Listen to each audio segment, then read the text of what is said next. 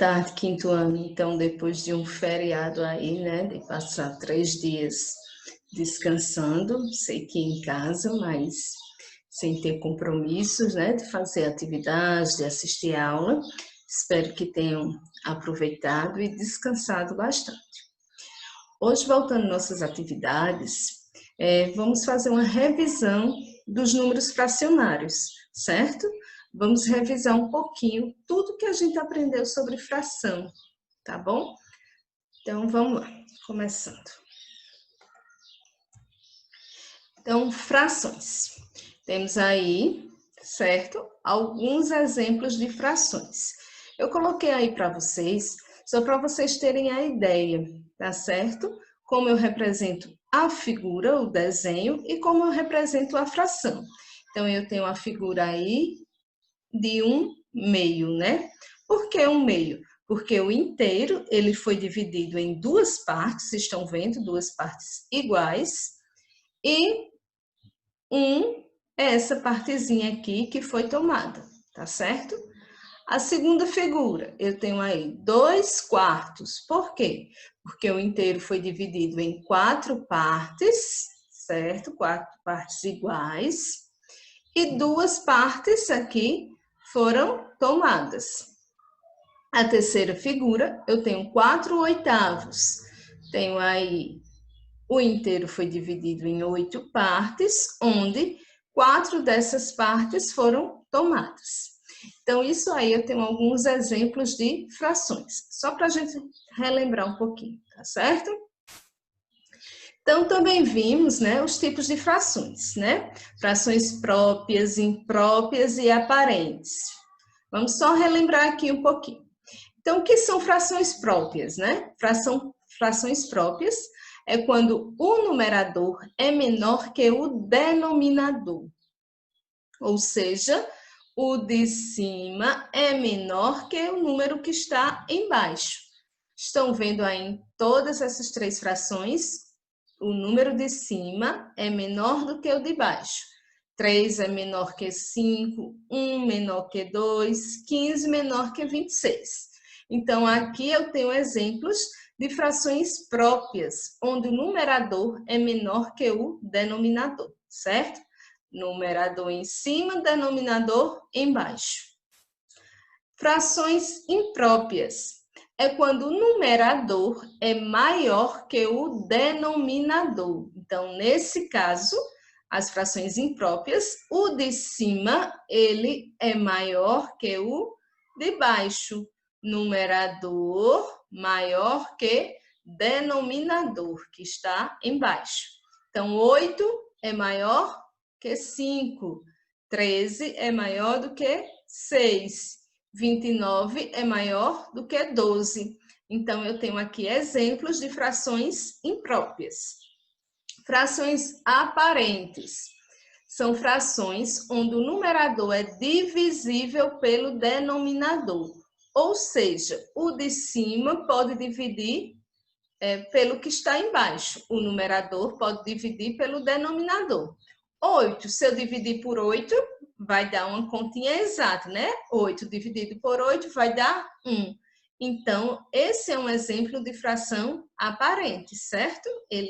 O 8 é divisível por 8. 6 é dividido por 2, é divisível? Sim, né? Porque 6 dividido por 2 vai dar 3. Então, aqui também eu tenho um exemplo de fração aparente. 10 é divisível por 5? Sim, né? Se eu dividir 10 por 5, eu tenho resultado 2. Então, também são exemplos de frações aparentes. Então, aqui eu tenho 3 exemplos de frações aparentes, certo? Deu para lembrar? Frações próprias, impróprias e aparentes. Próprias, o de cima é menor que o de baixo. Imprópria, o de cima é maior do que o de baixo. E frações aparentes é quando eu divido o que está em cima pelo que está embaixo, certo? Então, numerador é menor que o denominador na própria, imprópria, numerador é maior que o denominador, e aparentes são frações onde o numerador é divisível pelo denominador, certo? A gente já viu isso, só estou relembrando, porque na atividade de vocês de hoje, eu vou pedir exemplos lá, tá certo? Para vocês colocarem de frações próprias, impróprias e aparentes. Então, frações equivalentes. Para encontrarmos frações equivalentes, a gente tanto deve multiplicar, como também posso dividir.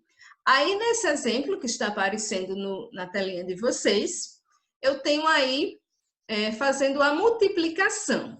Então, tem aí dizendo o seguinte: para encontrar frações equivalentes, nesse exemplo aí, né, devemos multiplicar o numerador e o denominador por um mesmo número natural, diferente de zero. Ou seja, se eu for fazer a divisão também, eu tenho que fazer pelo mesmo número, certo? Como assim? Tenho que fazer o número que está em cima e o número que está embaixo igual. Olha só. A minha fração aqui, que eu quero encontrar frações equivalentes, é 1/2, certo? Eu tenho 1/2. Então, 1/2, para me encontrar frações equivalentes, nesse caso aqui, eu vou multiplicar. Então, esse pontinho aqui, tá certo? Na matemática, também significa vezes. Então, eu estou multiplicando aí. Então, 1 vezes 2 é 2. Tá vendo que ele diz que o 2 tem que ser tanto em cima como embaixo? Então, 2 vezes 2, 4. Então, 2/4 é uma fração equivalente a 1/2. Do mesmo jeito aqui nessa outra. 1/2. Se eu quiser encontrar outra fração equivalente a 1/2, aí eu vou lá, posso multiplicar por 3. O pontinho que representa o vezes, né? Então, vocês vão ver isso lá no 6º ano. Esse sinalzinho aqui, mas eu já estou adiantando para vocês. Então, 1 vezes 3 é igual a 3. E 2 vezes 3 é igual a 6. Então, 1/2 também tem como fração equivalente 3/6. Aí, posso fazer também por 4. Então, ó, 1 vezes 4, 4. 2 vezes 4, 8. Então, 4/8 também é uma fração equivalente a 1/2.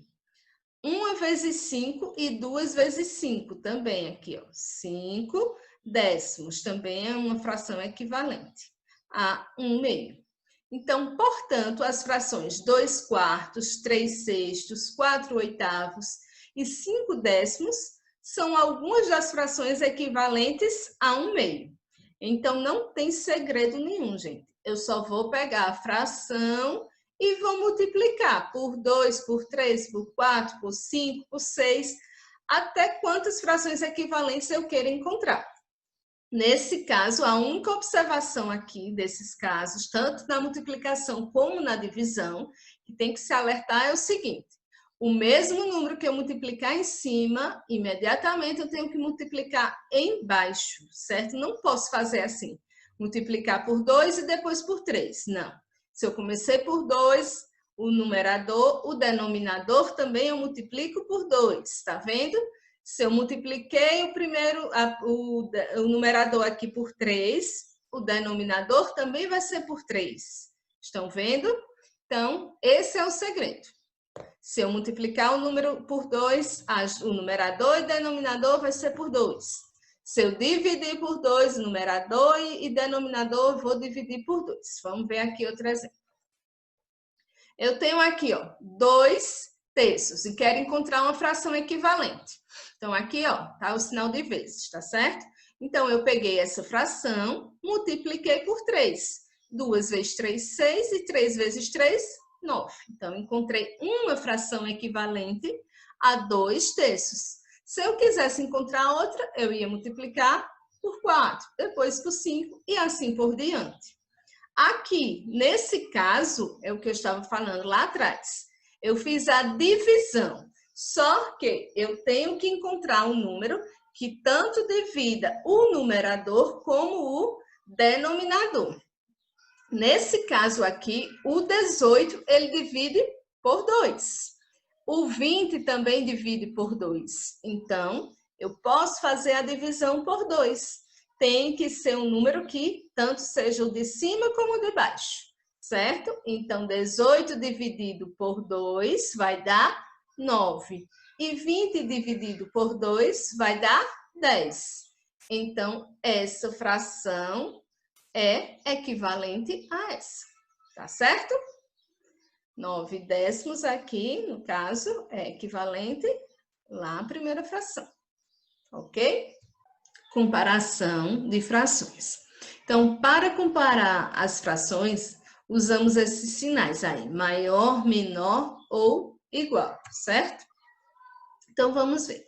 Como é que eu faço para comparar uma fração? Quando as frações têm denominadores iguais, a menor fração será a que tiver o menor numerador. Observem aí, nesse exemplo que está aqui, que os denominadores são iguais, 4 e 4. Então, quando os denominadores são iguais, a menor fração será a que tiver o menor numerador. Então, quem é menor aqui? 3 ou 2? O 2, não é isso? Não é menor do que 3? Então, 3 quartos é maior que 2 quartos, tá certo? Nesse outro exemplo aqui, eu tenho várias frações aqui, né? Observem que todos os denominadores são iguais. Estão vendo? Então, quando isso acontece, é o mesmo caso daqui, né? Quando os denominadores são iguais, a menor fração será a que tiver o menor numerador. Então, nesse caso aqui, vai ficar na ordem, né? Por quê? 1 é menor do que 2. E assim por diante. 2 do que 3, 3 do que 4, 4 é menor do que 5. Então, 1/5 é menor do que 2/5, que é menor que 3/5, menor que 4/5, menor que 5/5. Então, quando duas frações têm o mesmo denominador, a menor fração é aquela que apresenta o menor numerador. Então, essa, no caso aqui, vai ser a menor fração, tá certo? Então, seguindo. Comparação de frações. Quando as frações tiverem numeradores iguais e denominadores diferentes, a maior fração será a que tiver o menor denominador. Observe, aqui é o contrário. Os de cima, né, os numeradores é que são iguais e o de baixo é que são diferentes, né? Os numeradores iguais, denominadores diferentes. Então, quando isso acontece, a maior fração será a que tiver o menor denominador. Então, nesse caso, quando os de cima são iguais, a maior fração será a do menor resultado, do menor valor. Desculpa. Então, aqui 2 é menor do que 4. Então, 1/2 é maior que 1/4. Do mesmo modo, nesse outro exemplo aqui, que eu tenho os de cima, os numeradores iguais, 2 e 2, certo? E os de baixo são diferentes. Então, o 8, ele é menor do que o 10. Então, 2/8 é maior que 2/10, certo? Então, quando as duas frações aí são diferentes, os numeradores e os denominadores, como é que eu devo fazer? Então, quando isso acontece, né? Tanto o numerador como o denominador forem diferentes, eu vou ter que reduzir essas frações, certo? E encontrar o MMC. Como assim? Vou reduzir apenas os denominadores. Observem aí nesse exemplo que eu tenho. 5/7 e 4/9. Eu vou pegar os dois denominadores. Quais são os dois denominadores aí? O 7 e o 9, não é isso? Aí, o que é que eu vou ter que fazer? Eu vou tirar o MMC. Observem aí. Estão vendo?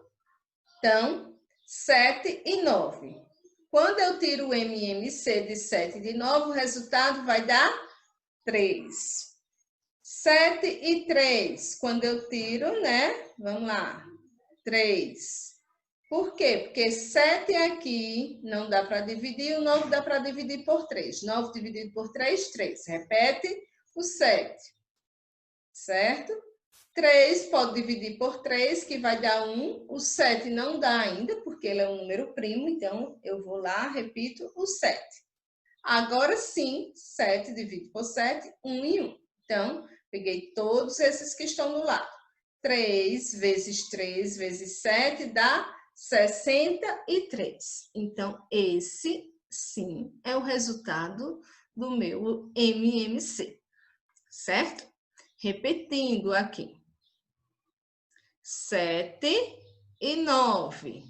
Então, vou lá, passo traço e vou fazer a fatoração. Qual o número que divide 7 e 9? Como não tem, né? Eu vou começar pelo menor número. Como nenhum divide por 2, eu vou dividir por 3, que o 9 divide por 3. Então, 9 dividido por 3, 3. O 7 eu vou lá e repito, certo? Aí vou lá. 7 dividido por 3 não pode, repete o 7. 3 dividido por 3, 1. Agora sim eu posso fazer com 7. 7 dividido por 7, 1 e 1. 3 vezes 3 vezes 7, 63. Então, vou lá, coloco 63 embaixo nos denominadores e vou usar essa outra fração aqui. Então, peguei 63 dividido por 7 vezes 5. Estão vendo o que é que eu fiz?